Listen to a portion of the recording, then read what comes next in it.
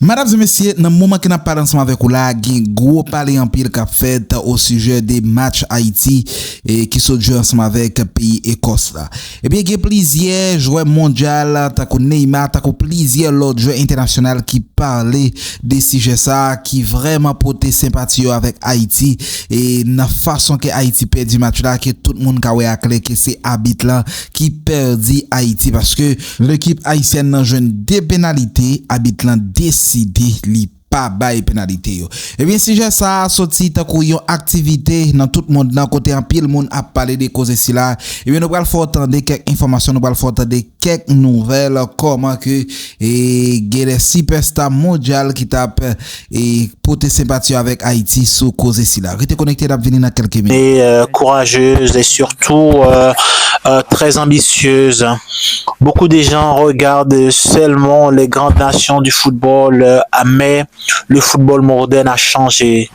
Aujourd'hui, n'importe quelle sélection capable de travailler sérieusement peut surprendre le monde entier. Ce qui m'impressionne le plus chez les Haïtiens, c'est leur état d'esprit. Ils jouent avec le cœur, ils jouent pour leur pays, ils jouent avec une énorme fierté. Quand une équipe possède cet état d'esprit, elle devient très difficile à affronter. J'ai particulièrement observé leur victoire contre la Nouvelle-Zélande 4-0. Gagner un match est une chose, dominer un adversaire du début à la fin en est une autre. Ce jour-là, Haïti a envoyé un message très fort à toutes les équipes du tournoi.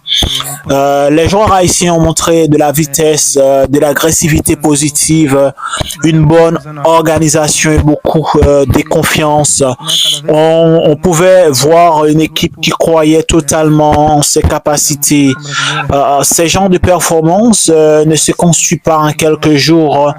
Derrière cela, il y a des années de travail, de sacrifice et une volonté permanente de progresser.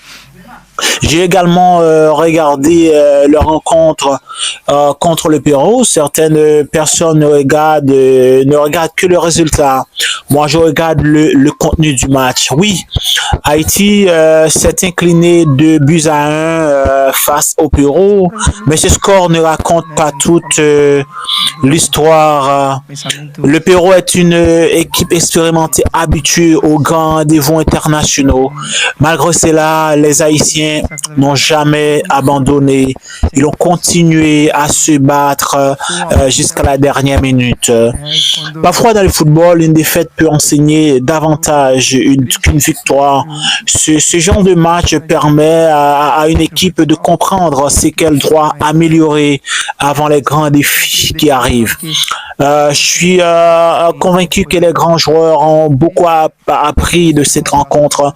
Et lorsqu'une équipe apprend rapidement, elle devient encore plus dangereuse.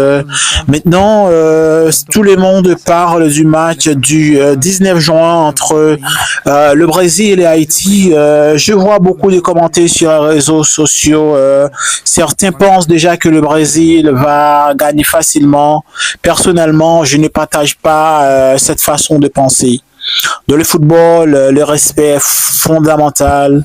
Nous allons jouer contre Haïti comme nous jouerions contre n'importe quelle équipe du tournoi.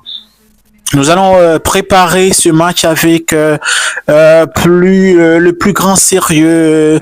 Le Brésil possède une immense histoire. Nous avons remporté plusieurs coupes du monde. Nous avons eu des joueurs extraordinaires, mais l'histoire ne gagne pas. C'est le travail. Le match se gagne sur le terrain. Et lorsque je regarde cette équipe haïtienne, je vois un groupe capable de poser des problèmes à n'importe quelle sélection. Leur vitesse en contre-attaque est impressionnante, leurs engagements